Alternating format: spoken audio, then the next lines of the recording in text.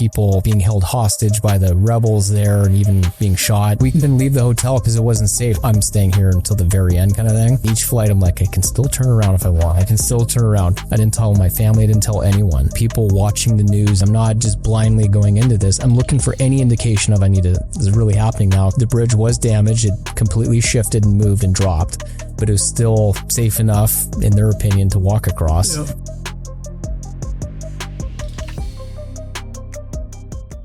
Hey guys, welcome to my newest podcast, Braydon Dennis, Great American Title. Very excited. I got Clayton Wolf on with me today. Clayton, thanks for joining. Thanks for having me on, Braydon.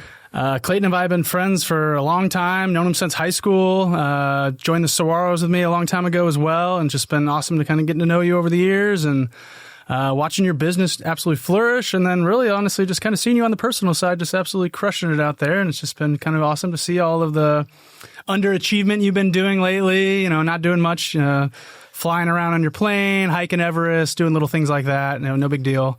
For everybody that hasn't met you before, tell everybody a little bit about yourself, what you do for your profession, and any background you want to do for that. Yeah, appreciate it, Braydon. Thanks for having me on today. Clayton Wolf, everyone. And a little bit about me. I've grown up here in the Valley for over 30 years, like you said. I went to elementary, middle, and high school here, jumped out to California for a little bit, then moved back here for a few years before transferring up to Canada. I used to live in Canada for about 7 years, managing my family's grain farm.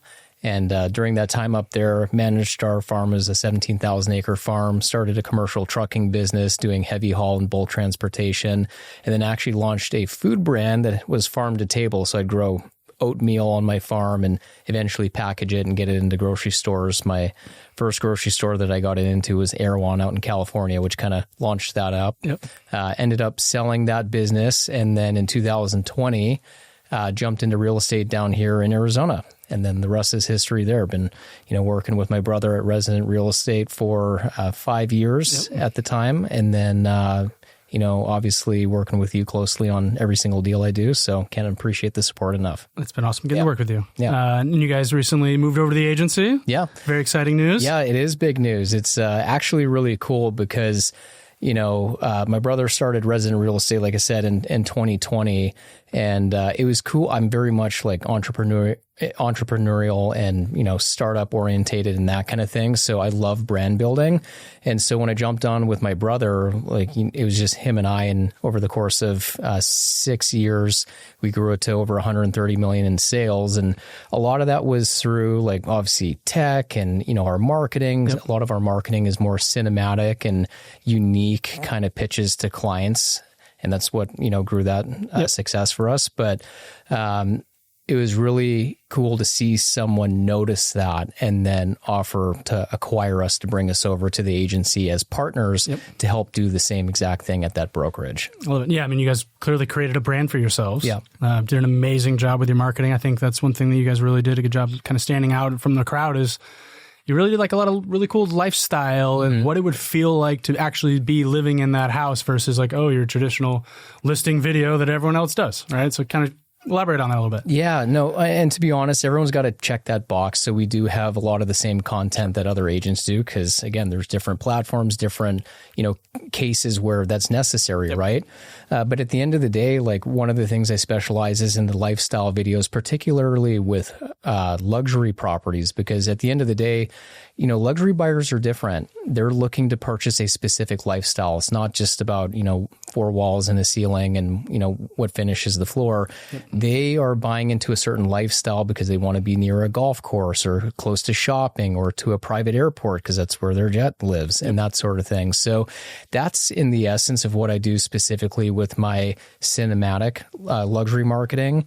Is I'll identify the demographic that's most likely to acquire that home. Yep. And then I go to a modeling agency, Ford RBA. They're fantastic. And basically pick out of their lookbook who is going to buy this home. And so I pick the correct demographic for the product type and then build and develop a story behind it. So that way, I'm capturing what it's like living at the home. And the other way I kind of explain it is, sports attire. What do you wear to the gym? What brand?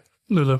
Okay, Lululemon. When you look at their products online, Are they on a mannequin, or are they on a shelf, or are they on sports model that I want to be like, right? Yep. Exactly. They're on someone that you want to be like, whether it's because who they're with or what they're doing. They're on or whatever. Yep. Correct. Yep. It's the same thing with a home, in my opinion. We as agents, sometimes we're limited to marketing, like on the MLS, you can't put people in it, but we usually showcase a home as empty. Homes are never empty. Homes are full. There's stories in it. There's people using them. They're being marketed incorrectly. Yep. And so that's why I hire lifestyle models to come and represent what it's like living there. Because then whoever's going to spend, for example, I have a Ritz-Carlton listing, $6 million on a 3,000 square foot condo. They want to know what it's like living there at the Ritz-Carlton hotel with all the amenities that come with it. Yeah, I was going to say the amenities are probably what's selling that property, if anything. Exactly. Yep. And so that's what I try to capture for each property. And I love it because then it's not rubber stamping like a lot of these other videos. It's unique, it's case by case, and it's really fun because I can be, I'm very process orientated, but it allows me to be creative. A little script or whatnot and have fun with it. Yeah, no, I build the whole thing out. So I bring my photography and video crew out, but the whole story that we capture is literally my idea. Yep. So I just sit there and direct the whole thing. The last shoot I did was at the Ritz-Carlton. It took 13 hours. Jesus. And it turned out fantastic. We've had nothing but good success with it. We're advertising it in Scottsdale, and I've gotten a handful of calls of people interested in either the listing itself or like, hey, what kind of marketing is this? Because I've never seen it before. Yeah, and that'll stay up there forever, right? So people will always see that and keep wanting to come back and see what else you've got going on. Yep. So that's awesome. Yep.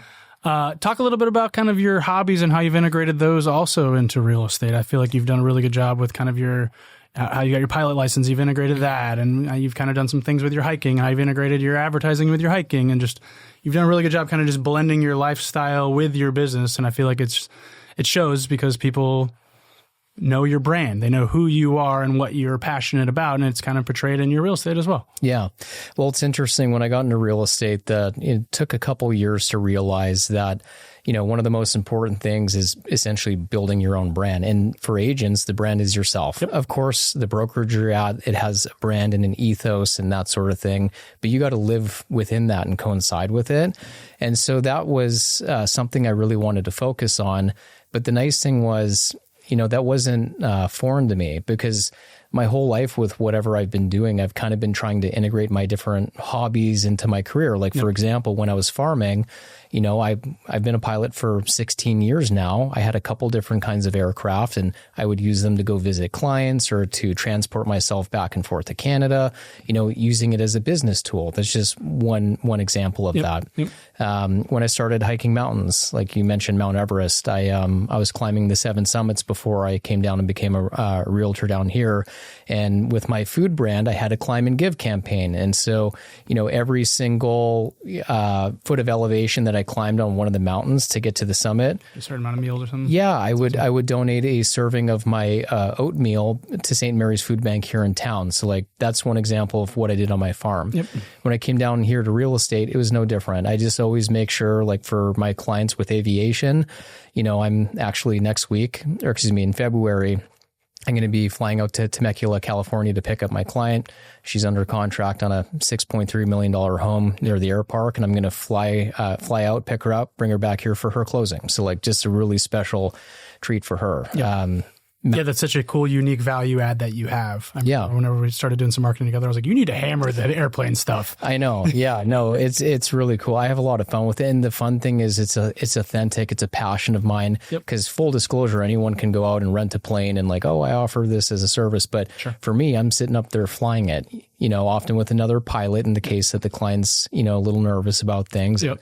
Honestly, it's a lot of fun being able to sit up front, but having another pilot so I can go sit in the back with my clients and chat them up during cruise, make sure they're comfortable. And then, I'll see when we land kind of thing and go back up. But so that's, at least with the aviation. And then with the mountains, I've always tried to, keep that, more than just about myself. And I found that home with the saguaros, for the mountains I was climbing, incorporating a give back component to that, with the saguaros and making sure I have an impact that way as well. I love it. Yeah. Well, since you brought up the saguaros, let's talk about that real quick. So Since you're a big underachiever, you decided to step up and take on the chairman of the Olympiad this year. Another thing you had to add to the plate. I know. It felt natural. I'm really excited. I think, obviously it's kind of crazy in the club this is my 5th year now. Hard to believe how fast time flies, but you know as well as I do, the more that you give to this club, the more you want to continue to give. You know what I mean? It just doesn't end. It gets wider, right?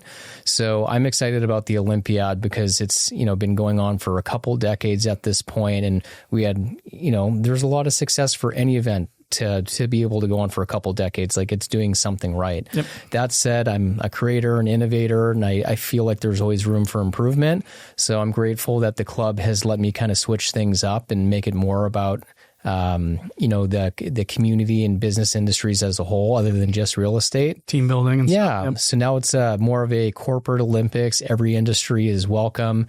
We're shooting for 100 teams this year instead of about that 60 to 70 mark. Yep. And I think there's going to be a lot of interesting development with different businesses being involved in how they're going to approach it and what they're going to bring to the table. So I'm really excited about it. For those that don't know what the Olympiad is, elaborate on that real quick. Yeah, so the Olympiad is a corporate Olympics, and it's super simple. Basically, all it is there's about 100 different teams that all get together, and they're just fundraising. So from January until April, if you were a title agent, you would fundraise. How would you do that? You can throw happy hours, you can have Super Bowl squares.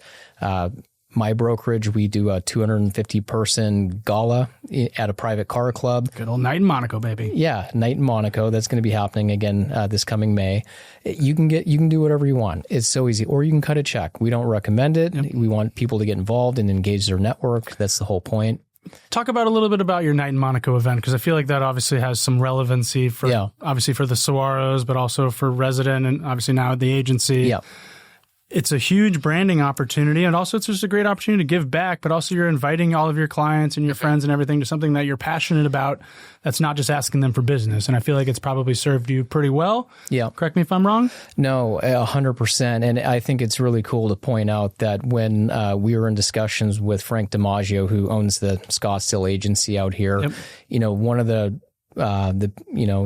discussions we did have was like, hey, we want you to come over as partners to the agency because of your skill set, your business background, obviously your real estate production and that sort of thing, but really like what you're doing with getting the community involved. And we want to not only continue that, but to grow it. And he wants it to be a cornerstone of the agency because it's powerful. You know what I mean? And it serves everyone in the community, and there's, that's never a bad thing. So, basically what we're going to be doing is it's going to be 250 people this year at Auto Car Club. And it's just a really good opportunity for people to come out and have fun. No, we're not talking about real estate. We're just all having a good time. Last year, we had that F1 race simulator set up. I love the simulator. I've almost wanted to buy one several times. My wife's like, you're crazy. You're not buying a simulator. I'm like, what do you mean? Yeah. And last year, Oliver Smith Jewelers, they provided a Cartier Men's Santo watch, which was incredible. It's like an $8,000 watch. We had a sponsor acquire that for us and gift it to us, which was incredible. Shout out to PPS Coatings. Thank you for that.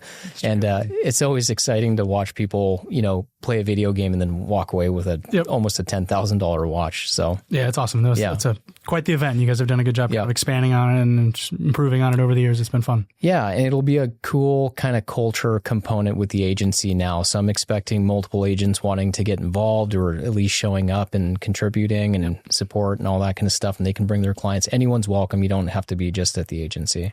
Talk about the progression of that event, because obviously the first year was kind of your guinea pig year. Yeah. It was amazing, but obviously you grew on it since, and it's continued to grow. But talk about how it kind of getting it started and how it sounds daunting, but it's not as earth-shattering as it sounds like it is. Yeah, I think it's one of those things where it's all about your planning, organization, and execution, and you have to be all in from the beginning because the first year is the most risky. You have no proof of concept. So going out to ask people for money for sponsorships for an event that's never happened before, it's kind of a tough sell, to be honest. So we're grateful in year one. It turned out to be super successful. We were hoping for 100 people. And we thought, well, maybe if we get 75, we'll break even and all this kind of stuff. Year one, we sold 160 tickets. We sold out. Oh, yeah. So it was incredible. We were able to gift $25,000, and we were very proud of that. The second year, we raised it to 200 people. And even though we were able to generate more money, the net was slightly smaller because we made the event more robust. We were able to donate $20,000, which we're super proud of.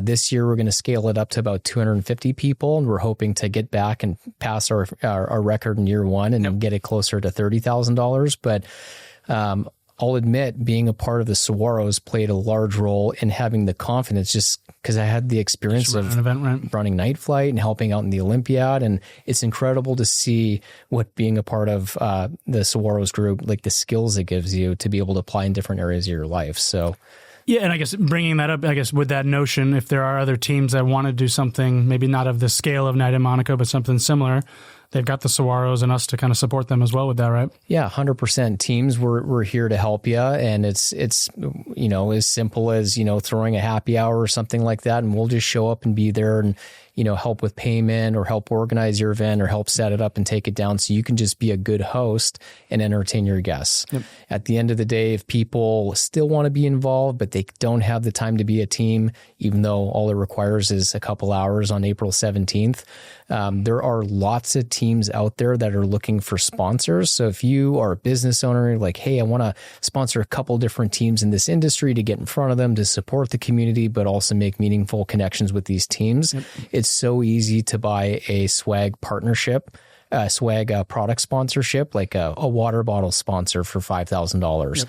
And then your logo will be on, the 600 participants products. So you're advertising across the entire stadium, number one. And then number two, we allow you to kind of gift that credit to people. So if there's someone you really want to meet and make an impactful statement with, you can gift them the entire $5,000 worth of credit, or you can split it up $1,000 per 5 people, or, 500 for 10 people, that kind of thing. And it's just, the teams on the other end are grateful and want to meet you, shake hands, maybe even have a coffee. You never know. Yep. A little bit of leverage. Never hurts. All right. So let's see. You've got your pilot license. You've cleared hiked the 7 summits. Yep. I think last year your team sold like $80 million in real estate. Mm-hmm. What drives you? What's the motivation here? I don't know. I think it's ingrained. For me from my farm, to be completely honest, because growing up, I watched my dad work really hard, as well as my grandpa, who was a 5th generation farm. Okay. And in middle school, he would actually pull me out in August and then in May to help during harvest and seeding. Okay. And so when I was 12 years old, I was literally driving a tractor and a combine by myself. Oh, cool. Badass. And it just felt so empowering when I was young. Yep. And then I feel like Give you that level of responsibility. Yeah, because there's other men that are, they're 40, 50 years old, and I'm out with them literally on the combine till like 2 or 3 in the morning alone. Damn. I had to have like a concrete block on the seat because I didn't weigh enough to activate the safety pressure. Oh, no way. Yeah. And so just hammering until like 3 in the morning with the boys, right? Yep. And so I think that really instilled in me just like the kind of like hard work and that sort of thing. And then, going through university and everything, but really coming up onto my farm, full disclosure, when I started working there, my dad was like, hey, if you're not interested in this, I am ready to sell the farm. And, I've done my time. I want to move and live somewhere much warmer. Yep. But if you really want it, you got it. And I'm here to consult with you, but it's all you. So it was very much, he gave me the reins and said, good luck. I'm here for you, but make it your own. And so I had to figure it out really fast. And doing that just kind of, again, it was that like learn by doing was what it was. And it felt good. And I just kind of carried that on throughout everything I do. Well, and I guess it probably the mindset or the work ethic that it probably instills with you farming, because it's, if you don't do it, it just doesn't get done. And then you're missing the season, and then it's 100%. I could just imagine all the trickle down effect that one cause would have. It's crazy because your season is May through October. And it's very much what you say. If you don't get it done, it doesn't get done. Yep. And it's not, honestly, it's not a job. It's a lifestyle. I worked 7 days a week. And this is out of credit to everyone that worked for me as well at the time. You would work 7 days a week during seeding and harvest. Everyone would put in 300 hours a month easily. Damn. There were some times where I was doing 110 hours a week. I'm not saying it was healthy or even safe for that matter, but when it's time to go, you got to go. Yeah, hit it while it's every single day. Yep. So, and that's what you have to do as a farmer to get it done. Because if you miss your window, you missed everything that year. You have to try again next year. Yep. So it's kind of crazy. Goals for 26. What's on the horizon? Goals for 26. Well, now that the 7 summits is complete, that took up a lot of mental energy and just even the time to train. I was just the organization of everything just to make it happen. Yeah. I mean, tell everybody a little bit about your last trip that you were on, where you went out there, got canceled, you came back. Then it wasn't safe to go, but you went back. Just give a little story about that. Well, there was a couple crazy ones. Back in 2002, when I climbed Everest, and to give a little backstory on that, in 2020, 9 days before I left, the whole trip was canceled because of COVID. So I didn't even leave the state. So I signed up again for the next year. The next year was the COVID year, and I still trained and did everything. I was signed up. I'm like, this thing is not going to be here next year. Like, I'm good to go. Little did I know it was going to take several years. But anyway, so despite COVID, I get to Nepal. And as I started my expedition, which is 45 to 70 days long, COVID, the Delta variant was just starting and coming out of India, and it poured into Nepal before it took over the rest of the world kind of thing. So I was on Everest dealing with COVID, and I caught it early in the expedition, got choppered back to the Kathmandu to be quarantined, even though I was healthy, and until I tested negative and they shot me back up. And it was early enough in the expedition where I was like, wow, I just won the lottery. I caught COVID on day 12. I'm now immune for the rest of my trip. I'm going to tag the summit. 58 days later, I'm at Camp 4 at 26,000 feet on my summit push. Camp 4 of 5? Yeah, no, Camp 4 is the last one. Okay. I'm 12 hours away from the top round trip. Yeah. I'm like right there, 58 days. And long story short, the wind was too high. There's too many people. And my Sherpa, it was me, my guide, and 2 Sherpa. Okay. And when they came up, they were really sick. And we had to take them back down to Camp 2 to swap them out and get 2 healthy climbers to come back up with me. Yep. Little did I know they had COVID. We get to Camp 2, COVID outbreak, whole expedition gets canceled because of that reason, plus like a cyclone coming in, which was a snowstorm basically from the Bay of Bengal. And I find myself going through the Khumbu Icefall in a blizzard, only to not tag the summit after, at that point, 63 days. And so I signed up again. Just 2 months on a mountain, just hanging. Yeah. Sign up again and then go back to Everest, and I did a speed climb because I've already known them. I know the mountain. I know I can get to the top. Sure. And so I'm going to opt to do a speed climb where 70 days prior to leaving for Nepal, I slept in a tent for 70 nights with an oxygen degenerator, which just pumps in bad O2, and you dial it up from 4,000 feet all the way up to 21,000 feet, and you sleep with it every night. So you're just depriving yourself of oxygen. Right. Terrible sleep. Also training the hardest you've ever trained in your life, trying to stay healthy while trying to join the Saguaros. That was during my perspective period. But it worked. I got to Kathmandu, like literally the night before. I still had it. I still used that protocol. Did you feel like superhuman a little bit going into it? No, you feel sick. Okay. Because you're getting terrible sleep, and you're waking up in the middle of the night with headaches. My girlfriend at the time, who's now my wife, I'm surprised, I'm sleeping in this tent. She's off to the side for 70 nights and it's noisy and all this stuff. But I chop her into Fariche at 15,000 feet, put a little O2 saturation device on my finger. I'm like, this is the moment of truth. If this didn't work, I'm in trouble because I'll have to go back down lower. Okay. My O2 saturation was 97%. It worked. 21 days later, I was on the summit. So after that, I jumped off to Papua New Guinea to climb Karsten's Pyramid.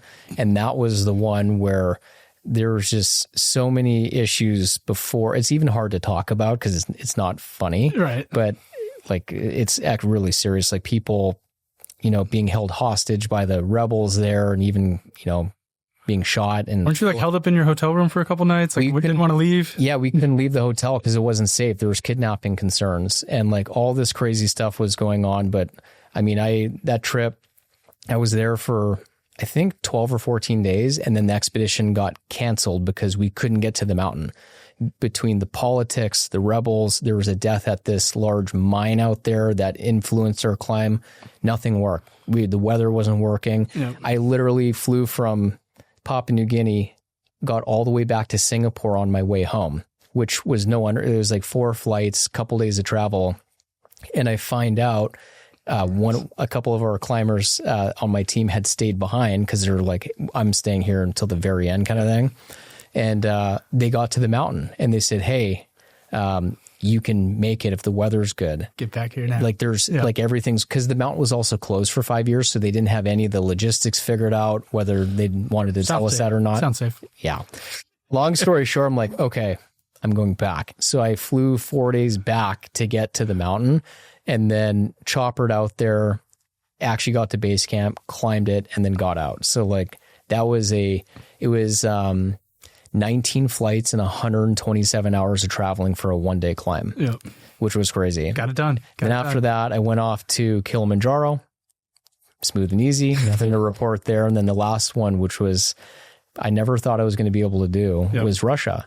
That was going to be my 7th one. And obviously with the Ukraine conflict going on, it's just not safe. It's not, everything. But long story short on that one, I had a couple people from the Papua New Guinea one test things out, and they went and they got it done. Yeah. And I saw it on their social media. I'm like, tell me more. And they explain what they did, how they did it, and this and that. And, that plus where we were, not to get into politics or anything, but there was actually a window of opportunity here because of how politics were being held on a global stage, where I felt like nothing drastic was going to happen because the U.S. was flexing its muscles, particularly with Iran. Yep. And I thought, okay, like this is a situation where things actually are either going to get better in the future or they'll get worse. But now is the whole shot where of neutrality, right? So long story short, I'm like, okay, in January, I'm going to sign up and I'll think about it later. Then May rolls around. It looks like it's going to happen. I'm like, okay, so the next thing I'm going to do, I'm going to have to apply for my visa. And I'm not telling anyone about this. The only person I told was my wife. I didn't tell my family. I didn't tell anyone because I don't need people watching the news and telling me every single... Clayton? Right, exactly. So I made that personal decision for myself, which I'm grateful I did, just to keep it. Because if I canceled it, no one ever knew, right? Yeah. So, and I'm watching the news like every single day. My visa comes back. They approved it. I'm like, okay, that next step happens, right? And then the next thing was organizing the flights and figuring out how do you buy flights into Russia? Yeah, you can't. Right. Our money doesn't work there. Our credit cards don't work there. You can't even do a round trip flight there. You have to like piece it together and go through Dubai and all this stuff. Yep. So long story short, I get my flights booked and we get all the way up until the day before departure and everything looks like it's in the clear. And one of the precautions I took was to actually, purchase a different cell phone with a different number because, again, I hate to say this, but like all of your social media that you have, if they don't like what's on it, you're breaking some law that you didn't even know existed in that country. And that's how you get yourself into trouble. So just taking every kind of precaution that I could to make sure like I'm just here to climb. Right. Yeah. And so I end up flying over there and it's a few different flights to get there. And each flight, I'm like, I can still turn around if I want. I can still turn around. And like, I'm just looking for any reason to turn back. Like I'm committed, but I'm also looking for an excuse. Well, no, just risk averse. Like I am watching. I'm not just blindly going into this. I'm looking for any indication of I need to turn around. I can, whatever. And I get to Dubai and I get on the plane. I'm like, well, this is really happening now because if I cancel now, I'm going to be on the no-fly list. And then, land into Russia. And go through customs, which was quite the story. And then, long story short, climb that mountain and get it done. But while I was climbing it out in the mountains, they were having a lot of rain, and the rain caused a mudslide and it damaged the bridge that I drove in on. So I didn't know if I was going to be able to get out. I was asking my guide, like, well, what's going to happen? They're like, I don't know. The repairs are going to happen in 2 weeks from now. I'm like, oh, perfect. Just 2 weeks. Like, I gotta, so long story short, once that kind of settled itself, the bridge was damaged. It completely shifted and moved and dropped, but it was still safe enough in their opinion to walk across. Yep.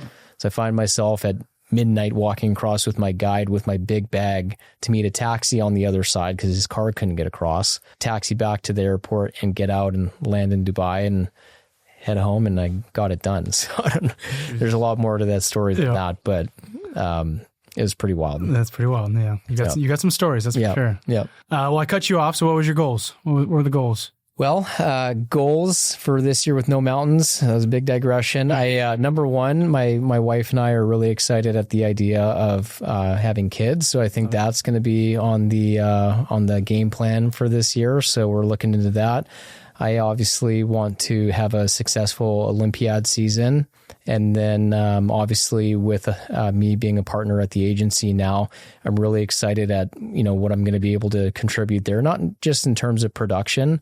I'm looking to obviously have my best year yet. I have been year over year, but I really want to, grow that brand and make it into something special. So I'm excited at that. What does that look like to you? What do you kind of see the agency brand becoming in Arizona?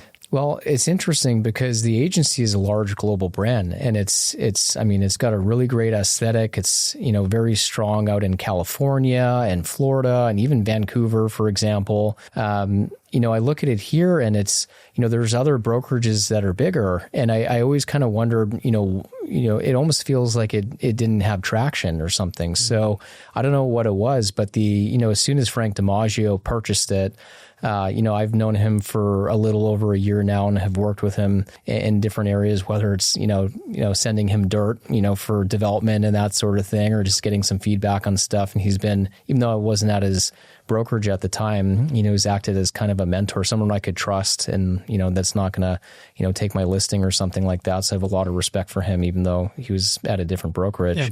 But when he left Launch and purchased the agency, I was just thought, wow, like this is going to be powerful. You know what I mean? That is a strong move. And I know him and I know what he's capable of. Yep. And that inspired a lot of confidence. And then, he reached out to us to have that discussion of, hey, like I just bought the agency here in Scottsdale and looking to, put the right operators in play to grow this thing with me. And I've always kind of taken notice of how you guys market properties and everything that we've spoken on earlier, down to the private aircraft transportation I do for my clients. Yep.